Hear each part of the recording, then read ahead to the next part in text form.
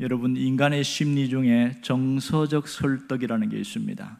어떤 좋은 강연이나 설교를 통해서 마음의 울림, 감동을 받고 마음의 결심을 하게 되어질 때에 이것을 정서적 설득을 당했다, 이렇게 표현합니다. 그런데 이 정서적 설득을 통해서 내가 이렇게 살아야지 마음먹고 어떤 현실의 변화까지 나타나는 데서는 상당한 거리감이 있습니다. 아무리 마음을 먹어도 시간이 지나면서 다시 옛날로 돌아가고 다시 결심이 원점으로 돌아오는 경우가 굉장히 많습니다. 이 정서적 설득에서 현실 변화의 다리를 연결하는 것이 있는데 그것이 반복 훈련입니다. 반복 훈련은 이렇게 큰 힘이 있습니다. 이 반복은 힘이 있습니다. 실제로 반복은 사람을 전문가가 되게 만듭니다. 낙숫물도 계속 떨어지면 바위를 뚫어냅니다. 이 반복은 사람의 마음도 굳어있는 마음을 열어놓습니다.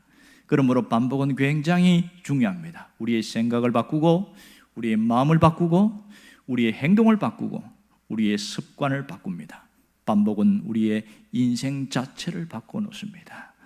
이렇듯 반복이 중요하다는 것을 잘 깨달은 사람이 모세입니다. 모세는 반복의 중요성을 잘 알고 있습니다.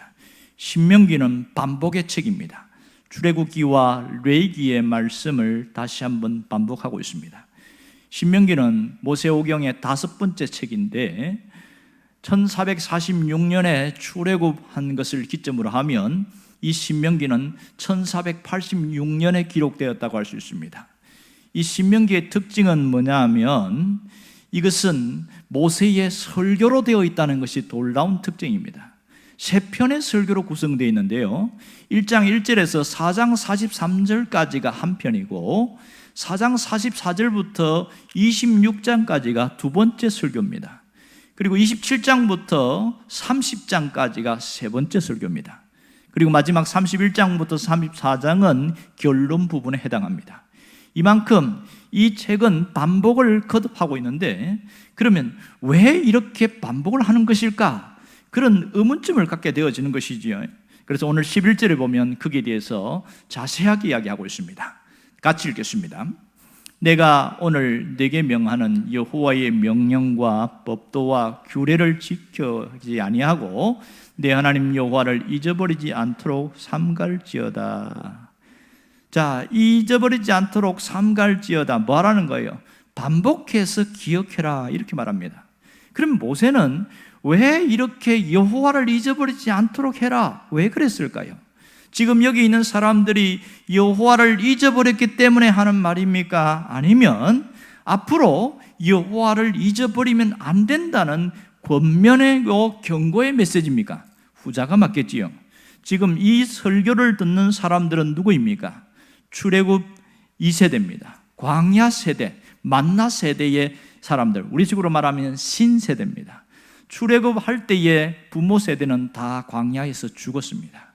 그러면 신명기가 뭐냐? 신명기는 새로 쓴 하나님의 계명이 아니라 과거 시내산에서 하나님이 주신 그 계명을 출애굽 2세들에게 다시 한번 말씀을 전했다. 그래서 신명기이다, 이렇게 이야기하고 있습니다. 자, 오늘 여기 보면 광야 생활을 하면서 그들이 수도 없이 반복해서 깨달은 게 뭐예요? 하나님 여호와예요. 형상도 없지만 눈에 보이는 불기둥과 구름 기둥을 보면서 하나님이 우리를 이끌어 가신다, 하나님이 우리와 함께 하신다, 그것을 끊임없이 훈련하고 또 훈련했단 말이에요. 자, 문제는 출애굽 2세대들이 이 하나님을 기억하라고 강조한 이유는 그들은 광야의 홍해 사건을 모릅니다. 부모님으로부터 들어서 압니다. 그리고 엄청난 애국 군대에 수장된 이야기 다 과거의 이야기예요. 자신이 경험한 적이 없습니다. 그 앞에 거슬러 올라가서 열지향도 한 번도 경험해 본 적 없어요. 그냥 들어서 그런가 보다, 이렇게 생각하는 거예요. 그것이 내 믿음이 되지 않는 거예요. 그러다 보니까 이들이 뭔가 환경의 변화가 생길 때에 하나님을 잊어버릴 수 있는 위협적인 요소가 있습니다. 그래서 잊어버리지 말라, 이렇게 이야기하고 있습니다. 언제 잊어버리지 말라 하는 것일까요? 의식주가 해결되었을 때에 잊어버리지 말라, 이런 뜻입니다. 12절에 보면 그 얘기를 하고 있지요. 다 같이요. 내가 먹어서 배부르고 아름다운 집을 짓고 거주하게 되며, 이렇게 말했습니다. 자, 먹어서 배부르고 하나님이 회복시켜 주셔서 의식주 문제가 해결됐어요. 그때에 하나님을 잊어버릴 수 있다는 거죠. 이때에도 하나님을 잊어버리면 안 된다. 두 번째, 물질 문제가 해결됐을 때, 재산이 늘어났을 때 하나님 잊어버리지 말라, 이 얘기를 하고 있습니다. 13절을 함께 읽겠습니다. 다 같이요. 또 내 소와 양이 번성하며 내 은금이 정식되며 내 소유가 다 풍성하게 될 때에, 여기 보면 소와 양, 은금, 소유는 뭡니까? 재산을 말합니다. 재산이 늘어났을 때에 하나님을 잊어버리지 말라는 거예요. 왜 하나님을 잊어버리지 말라고 할까요? 마음이 안정되고 생활이 넉넉하고 윤택해지면 하나님을 잊어버릴 가능성이 굉장히 많다는 것이지요. 그러면 이렇게 하나님을 잊어버리게 됐을 때는 사람의 마음이 어떻게 될까요? 하나님을 잊어버리면 사람이 교만해집니다. 희한하지요. 하나님을 잊어버리면요, 그렇게 겸손한 사람도 갑자기 교만해져요. 14절과 15절을 함께 보겠습니다. 내 마음이 교만하여 네 하나님 여호와를 잊어버릴까 염려하노라. 여호와는 너를 애굽 땅 종되었던 집에서 이끌어내시고 너를 인도하여 그 광대하고 위험한 광야, 곧 불뱀과 전갈이 있고 물이 없는 간조한 땅을 지나게 하셨으며 또 너를 위하여 단단한 반석에서 물을 내게 하셨습니다. 이렇게 되어 있어요. 자, 지금 하나님이 뭐 했다는 거예요? 하나님이 지금 그들이 지나오는 과정 속에 부모님과 함께 광야를 지나오면서 뭘 봤어요? 불뱀도 있었고 전갈도 있었지만 다 피각했다는 거예요. 딱 한 번 빼놓고. 그리고 물이 없어서 늘 힘들었는데 하나님이 큰 바위를 쪼개서 그렇게 엄청나게 생수를 보내주신 것, 이런 것이 있었습니다. 자, 하나님의 보호막이 있었다, 이 얘기를 하고 있어요. 하나님의 보호막이 있었기 때문에 불뱀도 전갈도 그 뜨거운 태양도 그 모래바람도 하나님이 피하게 하셨다는 거예요. 그런데 마음이 교만해지면 어떻게 됩니까? 우리가 잘나서 이렇게 된 줄 알아요. 자기가 잘나서 된 줄 착각하고 살아가더라. 그것을 조심해라, 이 얘기를 하고 있습니다. 자, 오늘 이 신명기 8장에서 하나님을 잊어버리지 말라, 이 말이 거듭 반복되고 있어요. 11절, 14절, 19절에서 계속 잊어버리지 말라고 그러고, 또 2절에도 보면 하나님 여호와를 기억하라, 이렇게 이야기합니다. 이렇게 강조하고 또 강조하는 이유가 뭘까요? 하나님을 안다고 하는 사람들이 하나님을 잊어버리고 살 가능성이 많기 때문에 그렇습니다. 오늘 우리에게 주시는 교훈이 뭡니까? 영적인 메시지가 뭡니까? 그것은 이렇게 정리할 수가 있겠지요. 하나는 내가 하나님께서 내게 주시려는 목적을 잘 깨달아는 겁니다. 자, 오늘 여기서 이 말씀을 하시는 메시지의 핵심은 바로 16절에 있습니다. 16절을 한번 봅시다. 마침내 내게 복을 주려 하시느니라. 다 같이 함께 또 읽어봅니다. 마침내 내게 복을 주려 하시느니라. 할렐루야. 이게 하나님의 뜻이었어요. 하나님이 잊지 말라고 하는 것은 너에게 복을 주려고 하는 것이다. 하나님의 목적이 어디에 있어요? 마침내 복을 주려는 것입니다. 이 하나님의 당부와 명령, 요구는 복과 연결되어 있다는 것을 알 수 있습니다. 우리에게 행복을 주려는 것이고 우리의 회복을 주려고 하는 것입니다. 우리에게 하나님께서 새롭게 다시 일어날 수 있도록 하시는 것, 이게 하나님의 뜻입니다. 마침내 내게 복을 주려 하심이라. 여러분, 하나님에 대해서 오해하지 않기를 원합니다. 많은 사람들이 하나님에 대해서 잘못된 인식을 하는 경우가 많습니다. 하나님이 뭘 요구하고 시키고 막 이러면 우리 꼼짝 못하게 하나님이 가둔다고 착각하고 있습니다. 하나님의 요구와 명령은 무엇과 연결되어 있어요? 복과 연결되어 있습니다. 그래서 순종을 훈련을 하게 하시는 겁니다. 무슨 순종을 훈련시키기를 원하셨을까요? 어떻게 하면 이 복을 받을 수 있을까요? 자, 하나님이 어떻게 하셨어요? 하나님이 낮추시고 또 그들을 시험하셨습니다. 무엇을 통하여? 만나를 통하여 시험했습니다. 16절을 보면 하나님이 만나를 광야에서 내게 먹이셨으니 이는 다 너를 낮추시며 너를 시험하사 이렇게 이야기했습니다. 하나님이 만나를 주면서 이렇게 한 이유가 뭐예요? 만나는 무엇을 의미하죠? 생존을 말합니다. 광야에서 하늘에서 만나가 내리지 않으면 어떻게 될까요? 내일부터 만나가 내리면 어떻게 될까요? 그들은 심각한 문제에 빠집니다. 어떻게 먹고 살 것인가 위기에 봉착하게 되어집니다. 이것이 그들의 현실이었어요. 만나는 생존과 관련된 문제입니다. 이것을 통해서 하나님이 시험하는데 뭐렇게 시험했냐? 그러니까 안식일 전까지 하나님이 하루에 먹을 수 있는 만나를 줬어요. 그리고 안식일 전에는 2배를 거두라 이렇게 얘기했습니다. 그렇게 해서 2배를 거둔 사람들은 그 다음 안식일에도 먹을 수 있었어요. 그런데 하나님의 말씀을 듣지 않고 안식일 아침에 일찍 광야에 나갔더니 만나가 없는 거예요. 하나님 안 준다고 했는데 그걸 못 지키고 만나를 구하러 가. 그래서 하나님이 벌크 화를 내잖아요. 세상에 이거 하나도 못 지키냐. 이게 하나님의 시험이었습니다. 큰 게 아니었어요. 하나님이 꼭 안식일 전에는 2배를 거두어라. 그럼 2배 거두면 되는 거잖아요. 이게 어렵습니까? 결국은 이 만나를 통해서 깨달을 수 있는 게 뭐예요? 우리가 하나님이 도우심을 통해서 내가 살아가는 거구나. 내 삶에는 하나님의 도움이 없으면 인생이 끝나는구나. 그걸 깨닫게 하려는 겁니다. 여러분, 하나님을 잊어버리면 어떻게 될까요? 마음이 변합니다. 마음이 변질돼 버려요. 17절에 보면 이렇게 나오지요. 그러나 내가 마음에 이르기를 내 능력과 내 손의 힘으로 내가 이 재물을 얻었다 말할 것이라. 왜 이렇게 말할까요? 마음이 변질돼 버렸어요. 이것을 우리가 신앙적 용어로 뭐라고 그럽니까? 교만해졌다 이렇게 말합니다. 이 얻은 것이 결국은 하나님이 환경과 사람과 모든 것을 제공해서 하나님이 열어주셨는데 조금 자기가 수고한 걸 가지고 다 내가 고생해서 얻은 거지 이러면서 하나님이 도와준 게 뭐 있냐? 마음이 변질된 사람들은 이렇게 말합니다. 그런데요, 끝까지 하나님을 잊어버리지 않은 사람들은 하나님이 어떻게 한 줄 아세요? 하나님의 책임지심을 경험하고 살아가는 거예요. 야, 하나님이 나를 책임지시고 있구나. 그것이 뼈저리게 느껴지는 거예요. 15절을 함께 봅시다. 너를 인도하여 그 광대하고 위험한 광야, 그 불뱀과 천갈이 있고 물이 없는 간조한 땅을 지나게 하셨으며 또 너를 위하여 단단한 반석에서 물을 대셨으며. 자, 똑같은 환경, 똑같은 상황이에요. 이 상황에서 하나님이 이렇게 하셨는데 마음에 하나님을 잊어버리고 사는 사람들은 하나님이 언제 나를 도와주나 이럽니다. 그런데요, 하나님을 잊지 않고 사는 사람들은 이 어려운 환경, 이 어려운 척박한 곳에서도 하나님이 나를 도와주셨다. 하나님이 나를 도와주셨다. 그 하나님이 책임져 주셨다는 것을 뼈저리게 느끼고 있습니다. 여러분이 그 주인공이 되기를 원합니다. 하나님 우리에게 무슨 말씀을 하기를 원합니까?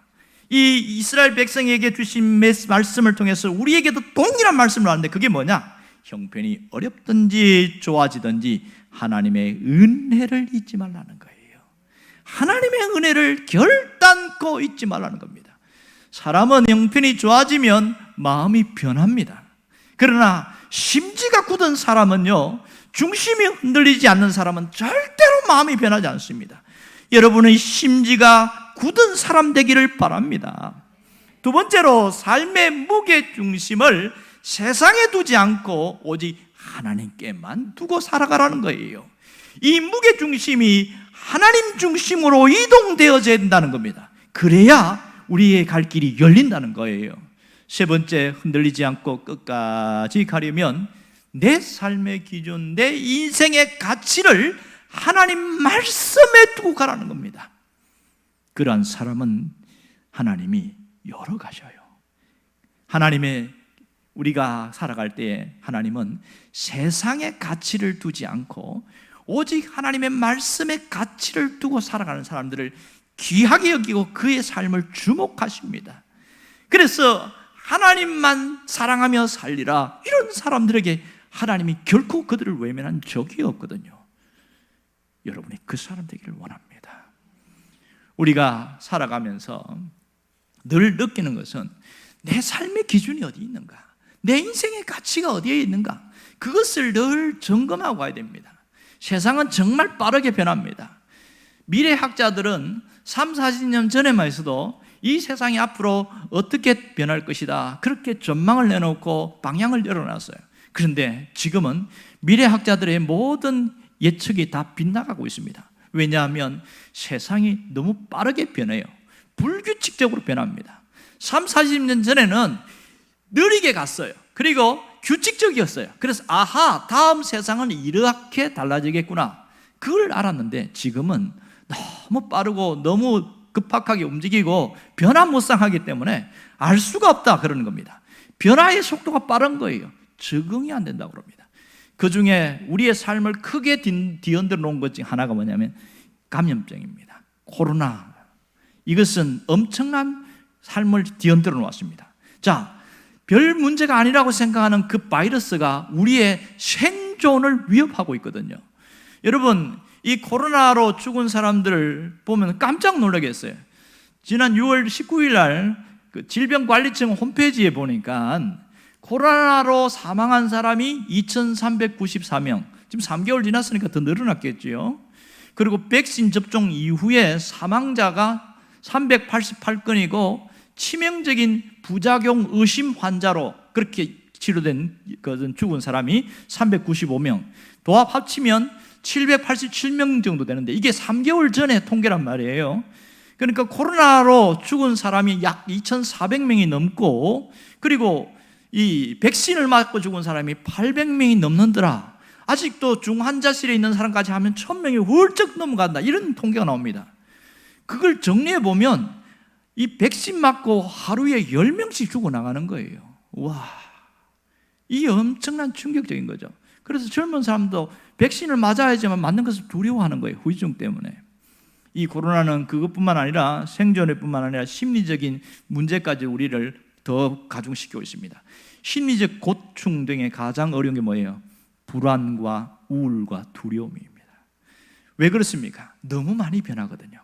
안정된 게 없고요, 자꾸 변하니까 현실도 어렵고 앞으로의 삶도 어떻게 될지 모르는 거예요. 그것이 자꾸 마음에 불안함으로 오고 이것이 반복되어지면 이제는 병으로 연결되는 겁니다. 여러분, 여기서 끝나지 않습니다. 코로나는 우리의 심성을 파괴해 나갑니다. 황폐하게 만들고요, 공동체를 파괴해 나갑니다. 가정을 깨트려 나갑니다. 도덕적으로 타락하게 만듭니다. 정상적이지 않은 관계가 정상적인 모습으로 그렇게 치닫고 있습니다. 그래서 어디 하나 안정적이고 보장할 될 만한 곳이 없을 만큼 바꾸어 놓은 것이 코로나였어요.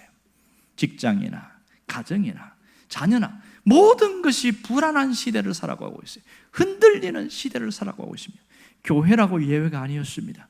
교회도 치명타를 입어서 사람들에게 안 그래도 교회에 대해서 어떤 불편한 시각, 어떤 부정적인 시각이 강한데 이번 코로나 때문에 더 나빠져 버렸어요.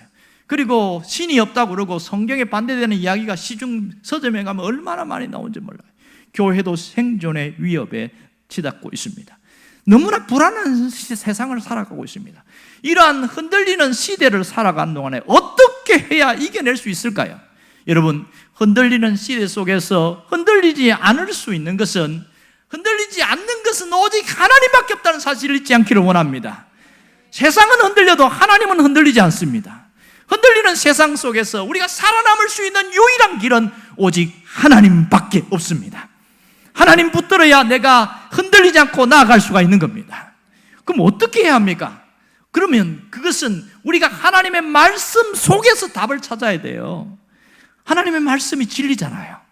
하나님의 말씀 안에서 내가 문제를 찾고 그 해답을 찾고 하나님의 말씀 속에서 이 흔들리는 세상 속에서 어떻게 헤쳐나갈 것인가, 그 길이 우리에게 제시되어 있다는 겁니다. 여러분, 하나님의 말씀을 붙잡기를 바랍니다. 말씀을 붙잡고 나가는 사람은 그래도 버텨나고 이겨냅니다. 자, 신명기 8장 3절을 보면 이렇게 말했습니다. 만나를 내게 먹이신 것은 사람이 떡으로만 사는 것이 아니요 여호와의 입에서 나오는 모든 말씀으로 사는 줄을 내가 알게 하려 함이라. 이스라엘 백성들에게 하늘에서 만나를 내려준 목적이 뭐예요?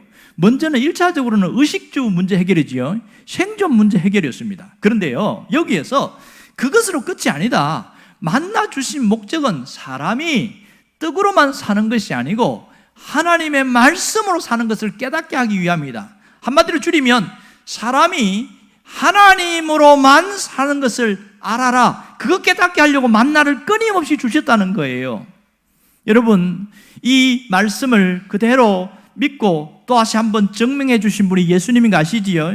예수님이 광야 40일에서 금식기도 한 이후에 마귀가 찾아와서 제일 먼저 시험한 게 여기 주변에 있는 돌 갖고 떡 만들어 먹으라는데 그 너 능력이 있잖아. 그렇게 이야기했어요.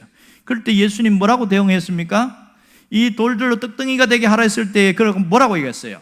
기록되었을 때. 어디에 기록됐어요? 신명기 8장 3절에 기록된 거예요. 기록되었을 때 사람이 떡으로만 살 것이 아니요 하나님의 입으로부터 나오는 모든 말씀으로 살 것이니 하였느니라. 자기가 배고프지만 그 배고픔을 이기려고 내가 떡을 안 만들겠다는 거예요. 왜? 하나님의 말씀으로 살리라. 이 무슨 말입니까? 하나님이 책임주시면 된다는 겁니다. 이겁니다. 하나님의 말씀으로 산다는 것은 하나님이 책임주시면 어떤 것도 이기고 어떤 것도 감당할 수 있고 어떤 능력도 해결할 수 있다. 그것을 믿고 살아간다는 거예요. 여러분, 우리의 삶이 안전하다고 생각하는데 어느 순간 무너질 때가 많습니다. 하나님이 책임지지 않으면요, 우리의 가진 것이 훅 날아갈 때가 있어요. 아무런 의미가 없을 때 있어요. 건강하다고 보장한 사람이 어느 날 갑자기 조금 속이 안 좋은데 그래도 병원도 갔고 다시 못 나오는 사람이 있는 거예요. 그리고 멀쩡한 사람이 출근했는데 갑자기 집에 안 들어오는 거예요. 병원에서 전화 왔어요. 그리고 끝이야, 거기. 우리가 살아가는 게 이렇단 말이에요. 무엇이 안전하다고 이야기할 수 있습니까? 하나님이 책임주지 않으면 어떠한 것도 안전하지 않다는 걸 알아야 됩니다. 그러므로 우리 인생에 문제가 생겼을 때 하나님의 말씀에서 답을 찾아야 합니다. 내 삶의 기준, 내 인생의 가치를 하나님 말씀에 두어야 합니다. 여러분이 이 의식이 달라지기를 주의 이름으로 축원합니다. 또한 흔들리는 세상 속에서 살아남으려면 어떻게 해야 되느냐? 내 삶의 무게 중심을 오직 하나님께로 두고 가라는 겁니다. 세상에 있는 것에 무게를 두지 말고 오직 하나님께 무게를 중심을 옮기라는 거예요. 많은 사람들이 세상에 있는 것과 세상에 있는 힘과 능력과 가치 있는 거기에 인생의 무게 중심을 두고 살아갑니다. 그러나 인생의 무게 중심을 하나님께 두고 살아가는 자만이 살아남을 수 있는 거예요. 아무리 세상이 흔들려도 하나님에게만 가치를 두는 사람은 절대로 넘어지지 않습니다. 왜 그럴까요? 하나님이 그 사람 잡고 계시니까. 믿습니까? 하나님이 그 중심을 잡고 계시니까 나는 힘이 없어서 넘어질 것 같고 쓰러질 것 같은데 힘들긴 한데 안 넘어지는 거예요. 왜 그래요? 하나님이 딱 잡고 계시는 거예요. 이것을 체험하는 게 신앙인이에요. 여러분, 하나님은 우리의 삶을 책임지시는 분이십니다. 우리의 인생을 책임지시는 분입니다. 내 인생의 무게중심을 하나님께 두고 살아가는 사람은 반드시 하나님이 책임다는 것을 믿으시길 바랍니다. 하나님은 그렇게 역사하셔요. 여러분, 하나님이 책임지시는데, 자 보세요. 이렇게 이야기하면 훨씬 쉬울 거예요. 큰 유조선 배나 어마어마한 큰 배가 이렇게 가는데 큰 풍랑도 빠른 유속도 만나고 온갖 다 만나는데 배가 안 넘어지는 배가 있어요. 대부분 안 넘어집니다. 왜 안 넘어집니까? 그 중심이 어디 있기 때문에? 배 아래 있기 때문에. 중심의 배 아래에 있어요. 이것을 평형수라고 그래요. 평형수. 그것 때문에 안 넘어집니다. 어떠한 쇠파도 이겨내는 것이 중심입니다. 내가 그 흔들리지 않는 그 중심을 하나님께 두면 마치 평형수를 담은 배처럼 흔들리지 않는다 그럽니다. 여러분, 하나님이 책임지신다 그러면 뭘 책임질까요? 우리의 먹을 것을 책임져 주십니다. 오늘 16절에 보면 내 조상들도 알지 못하던 만나를 광야에서 먹이셨나니. 그러면 과거 이스라엘 백성들만 하나님 먹이실까요? 오늘 우리도 마찬가지입니다. 하나님이 책임질 걸 믿고 살아가는 사람들은요, 먹을 것을 하나님이 채워주십니다. 그래서 예수님 뭐라고 그랬어요? 제발 염려하지 말라. 무엇을 먹을까? 무엇을 마실까? 무엇을 입을까? 염려하지 마라. 들의 피는 백합화도 하나님이 다 입히시고 먹이시고 하늘에 나는 공중에 나는 새들도 하나님 먹이지 않냐? 알면서도 여전히 걱정하는 이유가 뭘까요? 하나님의 책임지심을 잊어버린 거예요. 또 뭘 책임집니까? 물질을 책임져 주십니다. 18절에 보면 이렇게 나옵니다. 그가 너에게 재물을 얻을 능력을 주셨습니다. 뭘 주셨어요? 재물을 얻을 능력을 주셨어요. 믿습니까? 하나님이 책임주심을 믿고 중심을 하나님께 두는 사람은요, 재물을 얻을 능력 주었어요. 내가 살아갈 수 있는 재물은 주신다는 거예요. 그러면 오늘 우리가 어떻게 살아가야 합니까? 하나님을 기억하면서 살아가기를 바랍니다. 하나님을 잊지 않고 살아가기를 바랍니다. 여러분, 하나님을 기억하면서 산다는 게 뭐예요? 내게 주신 은혜를 잊지 않는 게 기억하는 겁니다. 나에게 베풀어 주신 은혜를 꼭 간직하고 사는 게 기억하는 거예요. 그 다음, 세상을 사랑하지 않고 하나님을 사랑하는 게 하나님 기억하는 거예요. 어렵지 않지요? 그 다음에 내 마음 중심이 흔들리지 않고 견고하게 서 있는 겁니다. 사람들이 유혹하고요, 또 세상의 것이 유혹하고 내 안에도 욕심도 생기고 욕망도 생기고, 그럼에도 불구하고 아무리 흔들어도 중심이 절대로 흔들리지 않는 사람이 있습니다. 이것이 하나님 기억하는 사람이에요. 그러면 하나님을 기억하는 사람은 무엇이 다를까요? 말하는 게 다릅니다. 말하는 게 달라요.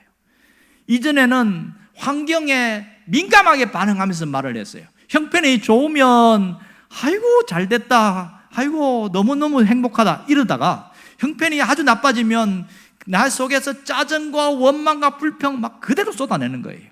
그런데요, 하나님을 기억하는 사람은요, 말이 달라요. 형편에 따라서 내가 그렇게 말하지 않습니다. 힘들면 입을 다물어요. 형편이 좋으면 하나님께 모든 것을 드려요. 하나님 감사합니다. 여러분이 그 사람 되기를 원합니다. 또 문제가 있을 때에 하나님 기억하는 사람은요, 엎드려요. 제일 미련한 사람이 누군지 아세요? 힘들어 죽겠다, 힘들어 죽겠다 그러면서 버티고 엎드리지 않는 사람, 이 사람 미련한 사람이에요. 그리고 일이 잘 풀릴 때에 이 모든 영광을 하나님께 높여드리는 거예요. 하나님께 돌리는 거예요. 하나님이 도와주셔서 된 겁니다. 모든 것이 하나님의 은혜입니다. 이러면서 자기가 영광을 가로채지 않더라는 겁니다. 이게 하나님을 기억하는 사람의 모습이거든요. 그리고요, 이 삶의 방향과 초점이 세상에 있지 않고 하나님께 있어요. 내 모든 것은 하나님이 주인입니다. 이렇게 고백합니다. 놀랍지 않습니까? 올바른 신앙의 모습을 살아가는 사람이 이렇게 가더라는 거예요. 아하, 하나님을 기억하는 게 대단히 중요하구나. 여러분이 그것을 깊이 인식하기를 바랍니다. 이번 주간이 추석입니다. 추석에 뭘 해야 될까요? 하나님을 잊지 않아야 됩니다.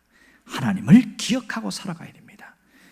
이 추석에는 하나님이 하신 일을 내가 기억하고 내 주변에 있는 사람들에게 함께 나누는 일이 필요하단 말이에요. 하나님의 은혜를 나누고 내게 역사하신 하나님을 간증하는 것, 이것이 하나님이 너무너무 흡족해 하는 거 아니겠습니까? 이 추석에 하나님을 높이고 하나님을 한 번 더 생각할 수 있기를 바랍니다. 그동안 내가 살아가면서 너무 정신없이 다니면서 말씀도 제대로 못 들었는데 다시 한번 말씀도 다시 듣고 영상도 들어보고 성경도 펼쳐놓고 한 번 더 읽어보고, 그렇게 해서 내가 하나님을 기억하고 내가 살아야지, 그러한 결단의 시간이 되기를 주 이름으로 축원합니다. 기도하겠습니다.